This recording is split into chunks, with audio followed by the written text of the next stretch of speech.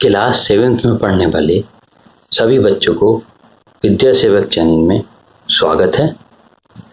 आज हम बात करेंगे एनसीईआरटी क्लास 7th की बुक गणित प्रकाश के चैप्टर 1 लार्ज नंबर्स अराउंड 10 के बारे में। तो बच्चों, इस चैप्टर में सबसे पहला पॉइंट दिया हुआ है ए लाख वैरायटीज, है ना। इसमें बताया गया है कि कर्नाटका के एक टाउन चिंतामणि में ईशेश्वरा एक फार्मर है। वह एक निश्चित अंतराल पर अपने धान के खेत के लिए बीज लेने बाजार जाया करता है। अब इसी क्रम में वो एक दिन बाजार गया तो उसकी बातचीत रमन्ना तथा लक्ष्मणना नाम के दो किसानों से हुई। रमन्ना ने कहा कि पहले हमारे देश में लगभग 1 लाख चावल की वैरायटीज हुआ करती थी, जिन्हें बहुत से किसान अपने पास प्रिजर्व करके रखते थे और बाद में उनको बोते थे और उनकी फसल उगाते थे, उन बीजों का प्रयोग किया करते थे। लेकिन अब इन बीजों को प्रयोग के लिए नहीं रखते हैं किसान, और अब इस प्रकार हमारी चावल की वैरायटी कम होते होते अब हमारे पास केवल मुट्ठी भर ही वैरायटीज बची हैं तथा अब फार्मर्स को बीज लेने के लिए भी मार्केट आना पड़ता है ताकि वह अपनी फसल उगा सके। तो ये बच्चों समय का परिवर्तन है। देखो, इसमें समय के परिवर्तन का जिक्र किया गया है। पहले हमारी जो व्यवस्था थी वो इस प्रकार की थी कि वो इंडिपेंडेंट थी, हर आदमी इंडिपेंडेंट था और अपनी फसल उगानी है तो उसके चावल गांव में आसपास के लोगों से ले लिया करता था, बीज रखा करते थे लोग प्रिजर्व करके। लेकिन अब क्या होने लगा है कि रेडीमेड है अब तो हर चीज, हर किसी को अपने ऊपर कोई वजन नहीं रखना है, बाजार से चीज लानी है।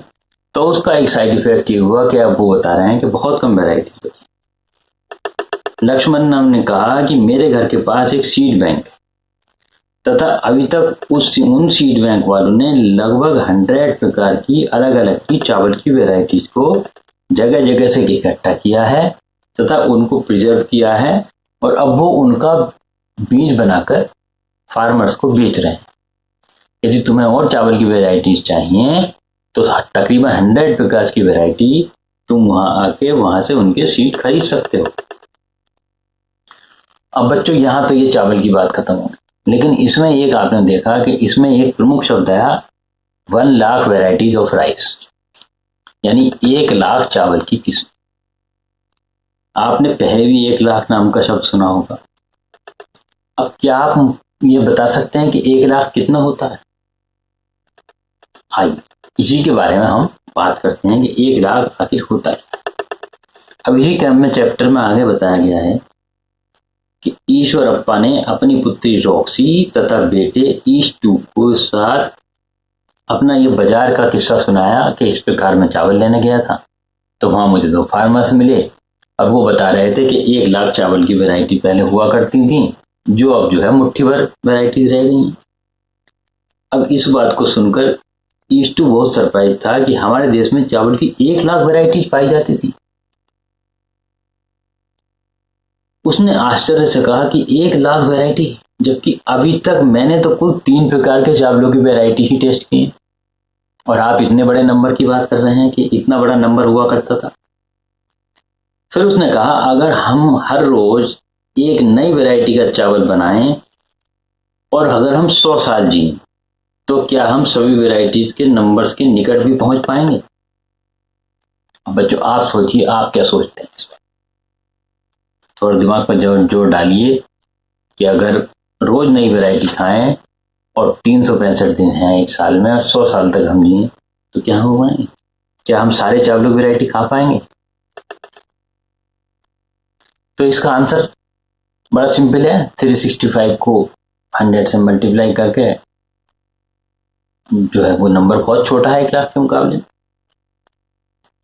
अब आइए इसे थोड़ा आसानी से समझने के लिए इस बुक में अगले पेज पर दिया हुआ है एक टेबल दी हुई है बच्चों।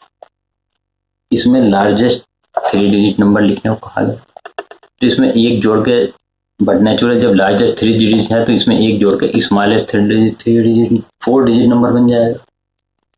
फिर इसके बाद हमसे कहा गया 4 डिजिट का लार्जेस्ट नंबर लिखिए, फिर इसमें 1 ऐड करके फिर स्मॉलेस्ट 5 डिजिट नंबर बन जाएगा। उसके बाद लार्जेस्ट 5 डिजिट नंबर लिखने को कहा गया, फिर 1 ऐड करके स्मॉलेस्ट 6 डिजिट नंबर लिखने को कहा। तो आइए जैसा बुक में दिया गया है हम उसी प्रकार करते हैं। ये भी एक तरीके का असाइनमेंट कह लीजिए, आपके क्वेश्चन कह लीजिए, टास्क है हमारा, तो इसे हम करते हैं। आइए सबसे पहले पूछा गया बच्चों लार्जेस्ट 3 डिजिट नंबर। तो इसमें सबसे पहली बात मैं आपको बताऊं बच्चों कि जो आप जैसा कि जानते हैं कि हमारे नंबर 1 2 3 4 5 6 7 8 9 और इससे पहले 1 0, इनमें सबसे बड़ा नंबर ये है। तो जब हमारा सबसे बड़ा नंबर 9 है तो ये 1 डिजिट नंबर हो गया। इसी प्रकार से अगर हम 2 डिजिट का नंबर करें तो नंबर तो सबसे बड़ा यही है, तो अगर हम ये करेंगे तो 2 डिजिट का नंबर हो जाएगा। अगर 3 डिजिट का नंबर करें तो ये हो जाए, और 4 डिजिट का करें तो ये हो जाए। यानी किसी भी डिजिट में सबसे जो लार्जेस्ट नंबर होगा वो हमारा 9 को उतनी ही बार रिपीटिशन करके हम निकाल सकते हैं। तो ये तो हो गई इस क्वेश्चन को सॉल्व करने की बेसिक बात। अब आइए इस क्वेश्चन को सॉल्व करते हैं। सबसे पहले हमसे कहा गया है कि लार्जेस्ट 3 डिजिट नंबर, तो आइए इसे लिखते हैं। लार्जेस्ट 3 डिजिट नंबर, तो जैसा हमने अभी आपको बताया लार्जेस्ट 3 डिजिट नंबर हो गया 3 टाइम्स 9। अब क्योंकि लार्जेस्ट है तो इसमें हम एक भी जोड़ेंगे, एक भी नंबर और जोड़ देंगे तो ये 3 डिजिट का लार्जेस्ट है, यानी सबसे बड़ा, यानी 3 डिजिट में इससे बड़ा नंबर नहीं हो सकता। तो जब एक जोड़ेंगे तो क्या आ जाएगा, 4 डिजिट नंबर हमें आ जाएगा। 4 डिजिट नंबर आ गया। ये हमारा हो गया स्मॉलेस्ट 4 डिजिट नंबर। ठीक, अब इसके बाद ये तो स्मॉलेस्ट हो गया। अब हमसे लार्जेस्ट 4 डिजिट नंबर के लिए पूछा गया। तो जिस प्रकार ये 999 लिखा था, इसी प्रकार 9999 लार्जेस्ट 4 डिजिट नंबर हो। अब इसमें बच्चों अगर हम +1 कर दें तो हमें क्या हो जाएगा, ये 4 डिजिट की जगह 5 डिजिट नंबर। ठीक, तो ये क्या हो गया हमारा लार्जेस्ट, नहीं स्मॉलेस्ट, पहले स्मॉलेस्ट आएगा ना बच्चों।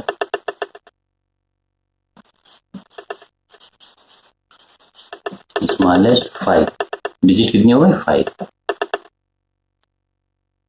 अब इसके बाद हमसे पूछा गया है लार्जेस्ट 5 डिजिट नंबर। तो इसके लिए क्या करना है, सीधे सीधे सब डिजिट्स को 9 से रिप्लेस कर देना। 99,999। अब इसमें अगर हम +1 जोड़ेंगे तो क्या आ जाएगा हमारा स्मॉलेस्ट 6 डिजिट नंबर।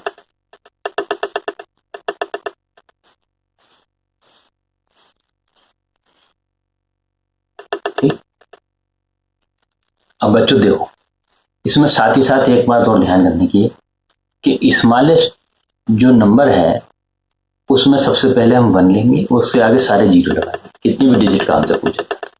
और जब लार्जेस्ट नंबर लिखना होगा तो हम सारी डिजिट्स 9 में लिखेंगे, क्योंकि 9 सबसे बड़ी डिजिट है, 9 से ऊपर कोई डिजिट नहीं है। इसलिए अगर किसी भी डिजिट का नंबर ऑफ डिजिट कितनी हो उसका लार्जेस्ट नंबर पूछा जाएगा तो हम एवरी डिजिट के स्थान पर 9 लिखेंगे। On the place of every digit we will write 9।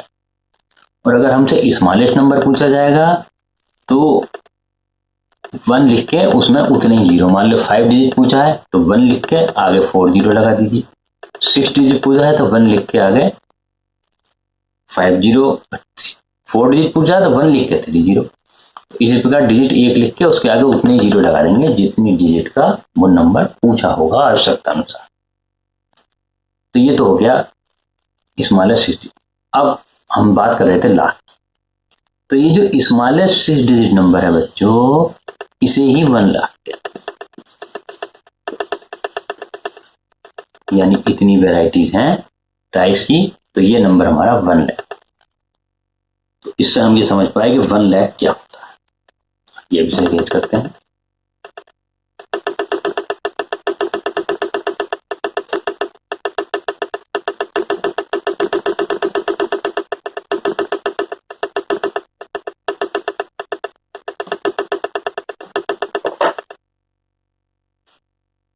अब रॉक्सी तथा ईस्टू ने खोजा है कि अगर हम हर रोज चावल की एक वैरायटी खाएं तो क्या वो पूरे जीवन पालने और कभी भी 1 लाख के आसपास नहीं पहुंच पाएंगे। ये तो उन्होंने पहले अभी देख लिया था कि हम 1 लाख क्यों बने। फिर उन्होंने हिसाब लगाया कि अगर हम हर रोज चावल की 2 वैरायटीज खाएं, यानी एक वैरायटी का चावल सुबह खा लिया, एक वैरायटी का चावल शाम को खा लिया, तो क्या हम 100 साल अगर जिए तो हम क्या 1 लाख के आसपास पहुंच पाएंगे। जब उन्होंने हिसाब लगाया तो उन्हें इसका भी उत्तर ना में मिला। अब हमारी बुक में देखिए दिया हुआ है, क्वेश्चन दिया हुआ है page number 2। What if a person eats 3 varieties of rice every day. यदि कोई व्यक्ति 3 वेराइटीज ऑफ राइस की प्रतिदिन खाता है, यानी सुबह दूसरी वैरायटी का चावल, दोपहर को दूसरी वैरायटी का चावल और शाम को तीसरी वैरायटी का चावल खाएगा, तो क्या वो सभी 1 लाख वैरायटीज को 100 साल की अपने लाइफ टाइम में टेस्ट कर पाएगा। ये हमसे पूछा है। तो आइए इसे हम क्या सॉल्व करते हैं। अब इसे हम किस प्रकार सॉल्व करेंगे। देखिए हमारे पास डेली खाने के लिए कितनी वैरायटीज हो गई, 3, है ना। और एक साल में कितने दिन होते हैं, एक साल में दिन होते हैं 365। अब उस प्रकार का उसे 100 साल का जीवन काल हमने उसका माना, तो कुल कितनी वैरायटी। तो आइए इसे हम सॉल्व करते हैं। सबसे पहले हम लिखते हैं नंबर ऑफ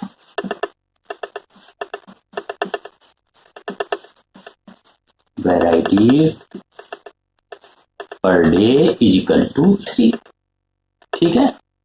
अब आया number of days in a year is equal to 365। Okay. अब आया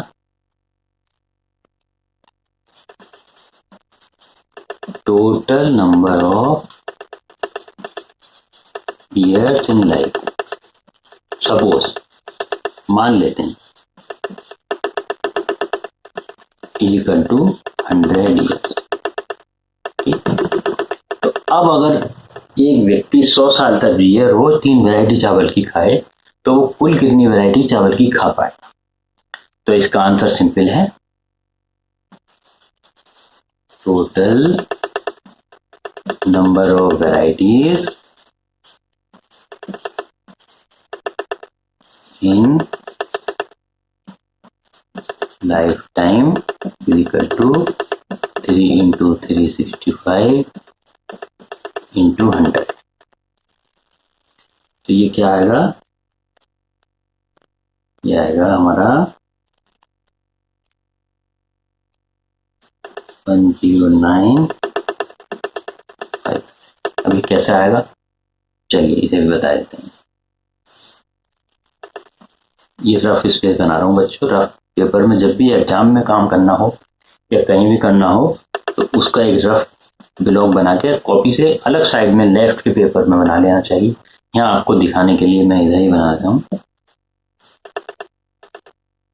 3 5 जा 15, कैरी लिया 1, 6 3 9 और कैरी 1 गेन किया 0, फिर कैरी 1 3 3 जा 9 एंड गेन 1, यानी 1005 हो गया। तो बराबर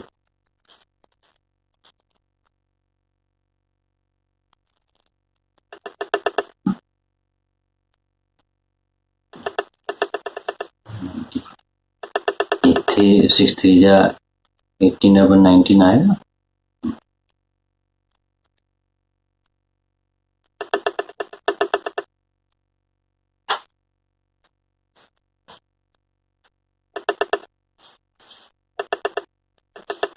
एक 109 1095 गुणा 100।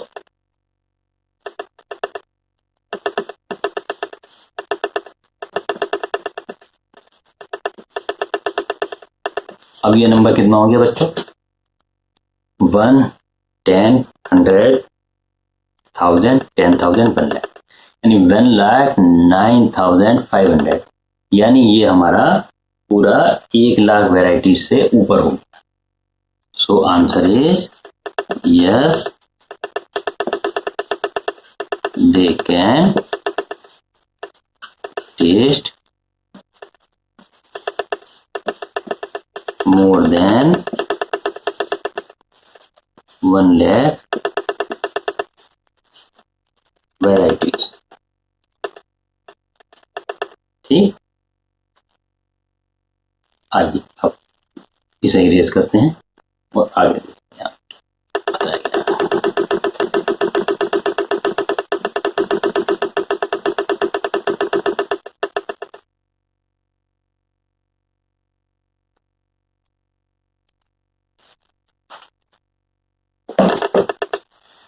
आगे एक ये टेबल दी हुई है कि इसमें 1 जोड़ेंगे तो ये आएगा इसमें, तो इसी प्रकार इसमें 99,998 तक है, तो 99,999 हो जाएगा, यहाँ 1 लाख हो जाएगा, 1 लाख 1 2 3 4 ये हो जाएगा। तो इसमें कोई ऐसा बड़ा टास्क नहीं है, ये आप अपने आप भी कर सकते हैं। अब इसमें पूछा गया है कि what if a person at 3 varieties of rice every day,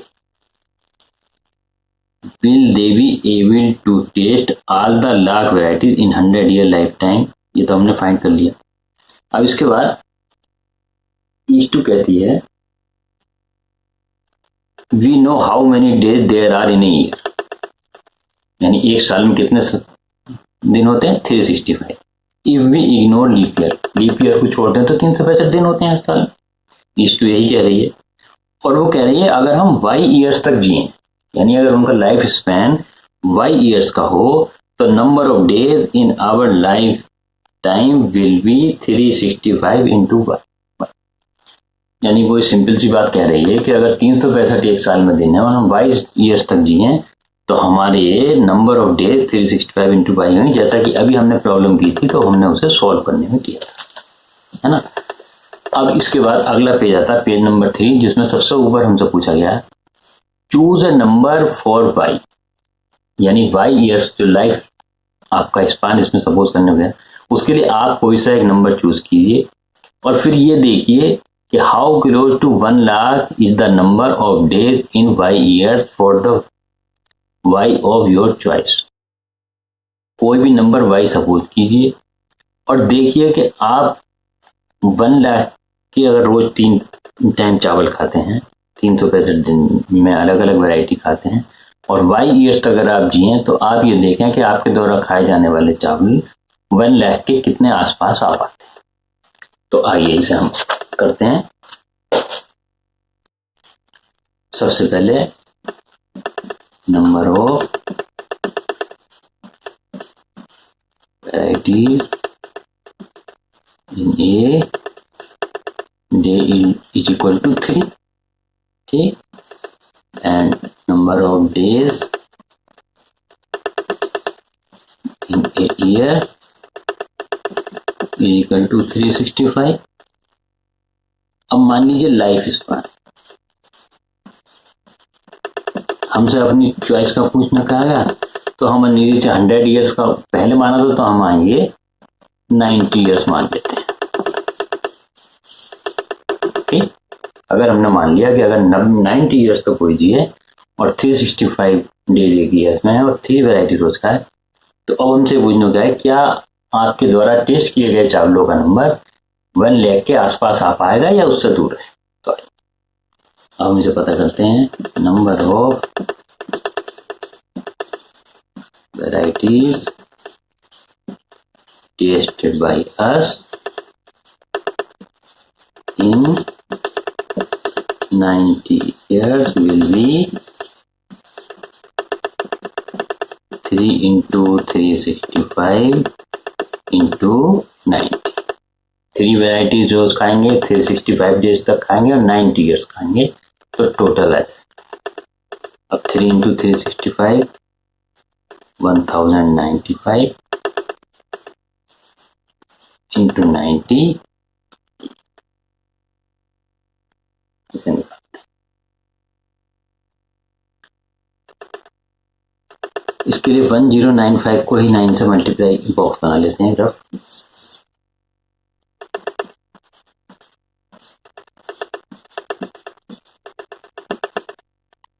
nine five जा 55, रिमाइंडर 4 कैरी 4 ले लिया, 99 जा 81 प्लस 4 9 हो गया, 81 प्लस 4 85, 0 तो और 9 बने 9।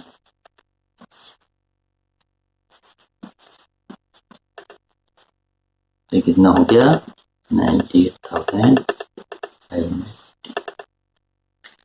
तो ये देखिए 98,500 यानी 1 लाख से कम है, तो इसका आंसर हो गया इन y बराबर 90 ईयर्स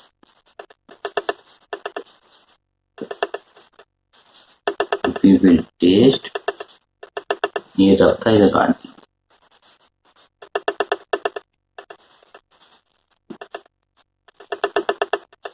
closer to 1 lakh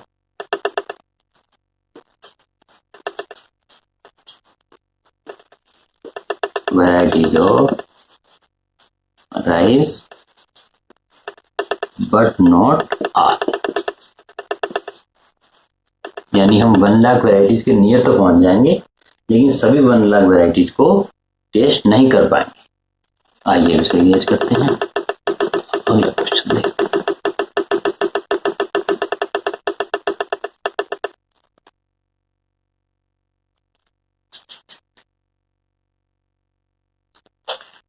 अब देखिए अगले क्वेश्चन में कहा गया है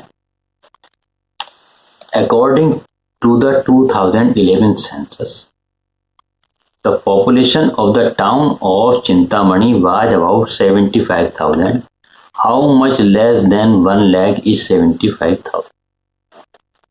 तो इसमें हमसे कहा गया है कि अगर चिंतामणि विलेज की पॉपुलेशन 2011 के सेंसस के अनुसार 75,000 थी, तो वह 1 लाख से कितनी कम या ज्यादा थी। तो करते हैं इसे। हमारा सेंसस 2011 में पॉपुलेशन इक्वल टू 75,000। सो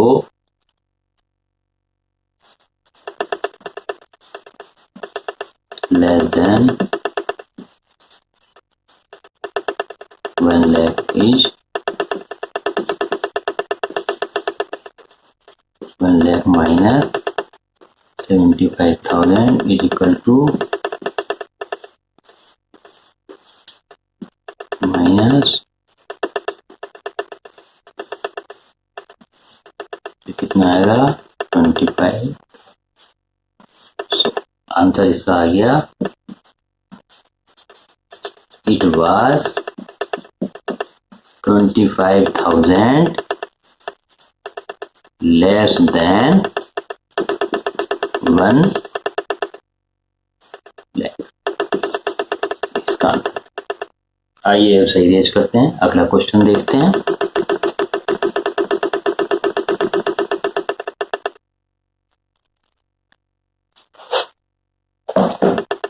अगला question page number 3, figure it out. Question number 2, the estimated population of Chintamani in the year 2024 is 1,06,000। How much more than 1 lakh is 1,06,000। तो ये कह रहे हैं कि 2024 24 में चिंतामणि की विलेज की एस्टिमेटेड पॉपुलेशन 1,06,000 हो जाएगी। तो ये पॉपुलेशन 1 लाख से कितनी ज्यादा या कम होगी? तो जब 1,06,000 तो है तो 1 लाख से ज्यादा, अब कितनी कम है इसका हम आंसर निकालने की कोशिश करते हैं।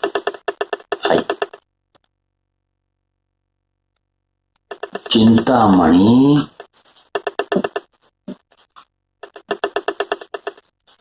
Town estimated population in 2024 1,06,000। ठीक, अब इसने पूछा हाउ मोर देन 1 लाख, कैसे निकालेंगे हम? Population minus 1 lakh. देखिए पहले 1 लाख से ज्यादा थी तो हमने 1 लाख में से घटाया था तो हमें पता लग गया था। अब 1 लाख से ज्यादा है तो ज्यादा वाले में से कम घटाएंगे तो ही पता लगेगा कितनी। आइए इसे करते हैं।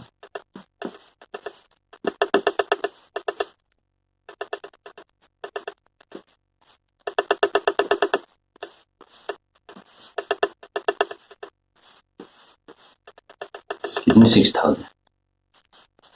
So estimated population of town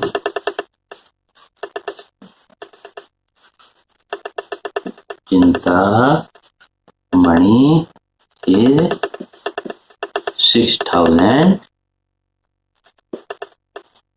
above 1 lakh. ठीक, ये इसका। आइए इसे इरेज करते हैं, अगला क्वेश्चन देखते हैं।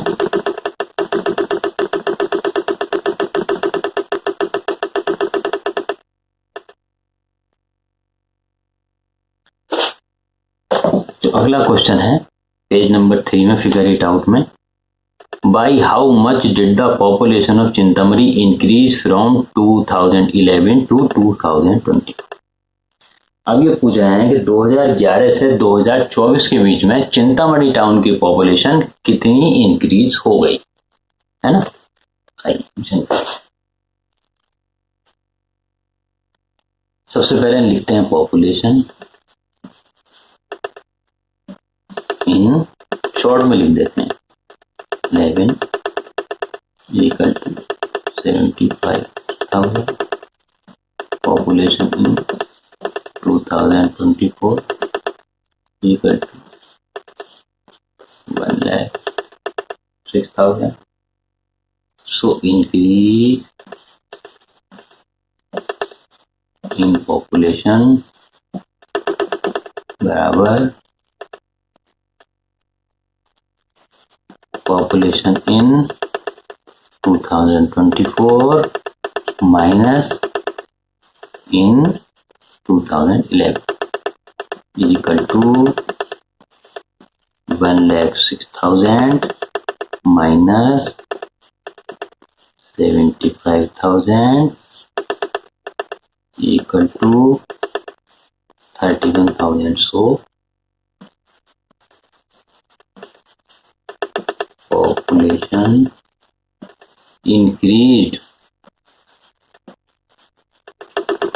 is 31,000 from 2011 to 2024, यानी 2011 से 2024 के बीच में 31,000 लोग, 31,000 लोग पॉपुलेशन में बढ़ गए।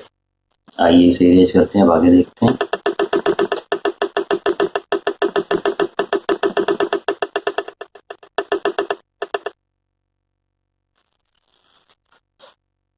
अब बच्चों इसमें अगला टॉपिक है getting a feel of large numbers.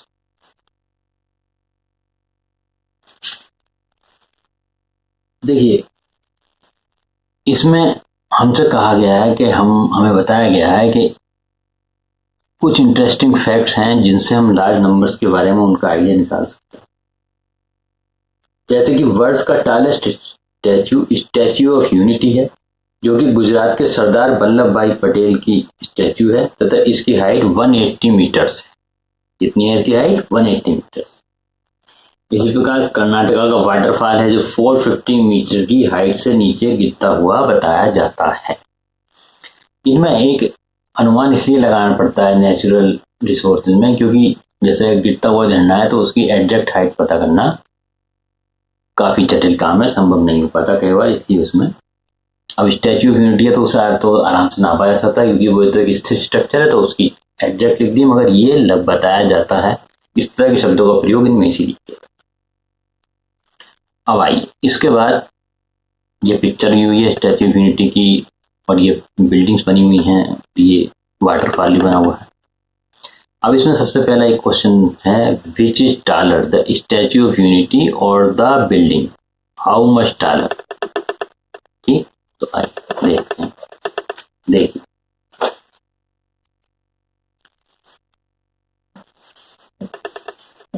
Statue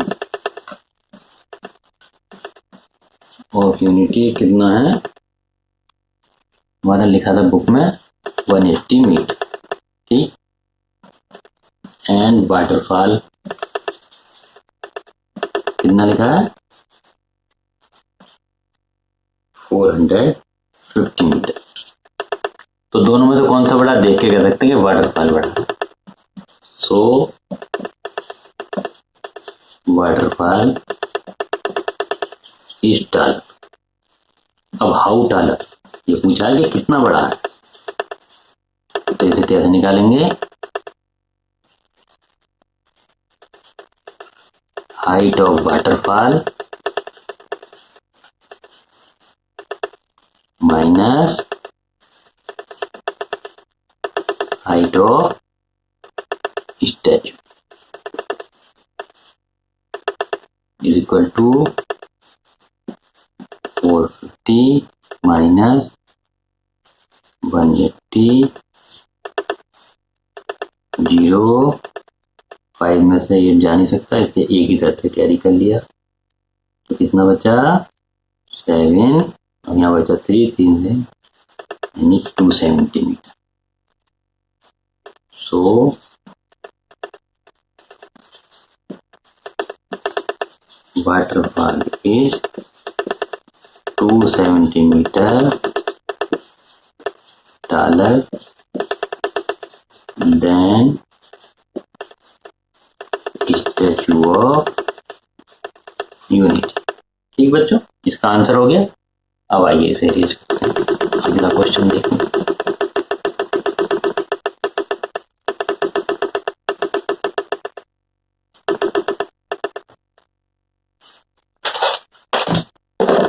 अगला क्वेश्चन हमसे पड़ गया, how much taller is the waterfall than Somu's building.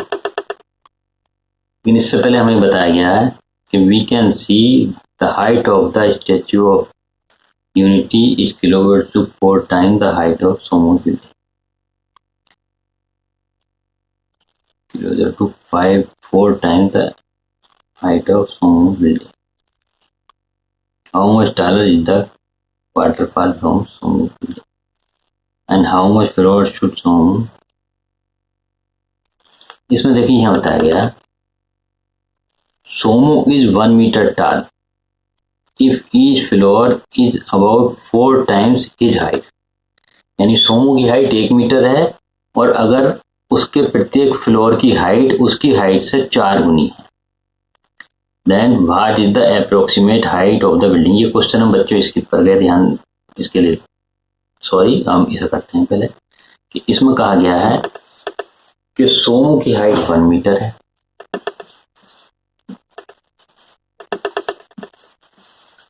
Somu height is 1 metre and floors height बराबर Somu height into 4 is equal to कितनी हो गई 4 metre. What is the approximate height of the building. देखिए इसके लिए सबसे पहले हम बिल्डिंग में फ्लोर गिन लेते हैं, कितने फ्लोर 1 2 3 4 5 6 7 8 9 10, यानी बिल्डिंग में फ्लोर कितने हो गए 10। नंबर ऑफ फ्लोर बराबर 10। So total height of building is equal to, तो एक फ्लोर की height into 10 floor is equal to 40 meter. So building's height is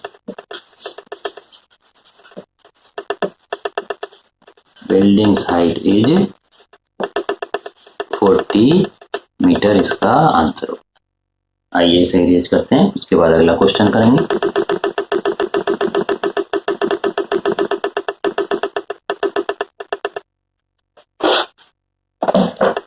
देख अब ये पूछ रहे हैं how much taller is the waterfall from than the Somu's building. तो आइए हमने सोमूथ बिल्डिंग कितनी ली 40 मीटर।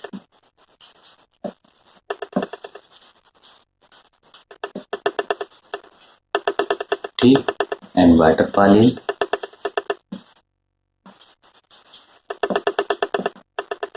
कितना लिया, वाटरफॉल में कितना बताया गया 450 metre.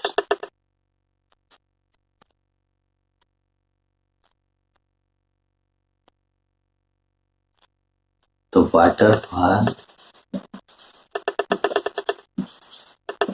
Is taller is equal to 450 minus 40 is equal to 410. So waterfall is 410 meter taller than Somu's building। यानी वाटरफॉल सोमू की बिल्डिंग से 410 मीटर्स ज्यादा टाल है। आइए इसे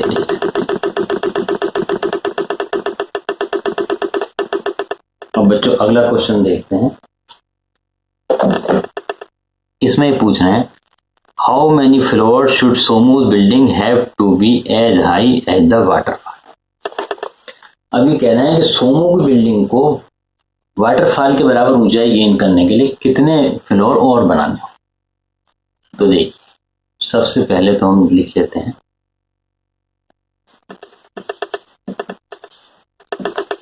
waterfall height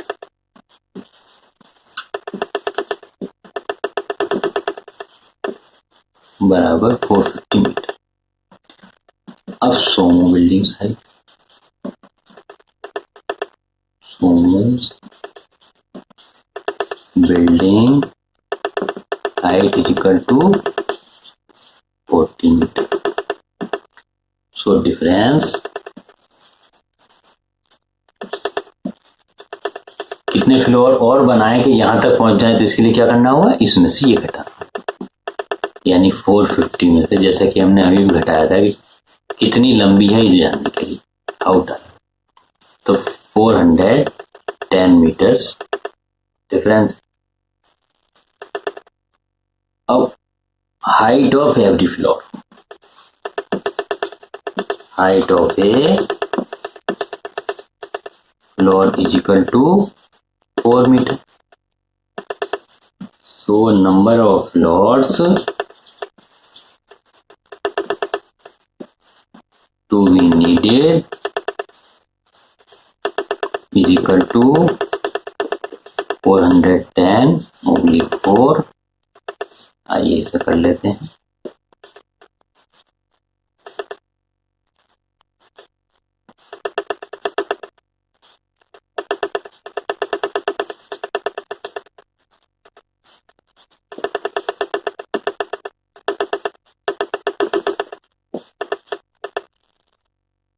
is equal to 102.5। अब बच्चों आधा फ्लोर तो बन नहीं सकता, तो कितने फ्लोर होगा ये, बराबर 103 फ्लोर, यानी 103 फ्लोर बनाने होंगे तब वो बिल्डिंग वाटरफॉल के बराबर ऊंचाई की हो पाए। तो बच्चों आज की वीडियो में बस इतना ही। अगली वीडियो में बहुत जल्द मिलते हैं और आगे का चैप्टर उस वीडियो में पढ़ेंगे। तब तक अपनी पढ़ाई ध्यान लगा के कीजिए और हमारे चैनल को ज़्यादा से ज़्यादा लाइक करें, शेयर करें, सब्सक्राइब करें। अपने क्लासमेट्स को, अपने फ्रेंड्स को, अपने रिश्तेदारों को, सबको लाइक शेयर करें और सब्सक्राइब करवाएं, ताकि हमें आपके इस प्रकार के शेयर और सब्सक्राइब और लाइक करने से मोटिवेशन मिल सके और हम जल्दी जल्दी आपके लिए सरल भाषा में आपके गणित से दोस्ती करा सकें और आपको वीडियो समय से उपलब्ध करा सकें। तब तक के प्यारे बच्चों, प्यार भरा नमस्कार। खुश रहिए और मस्त रहिए। Okay, bye.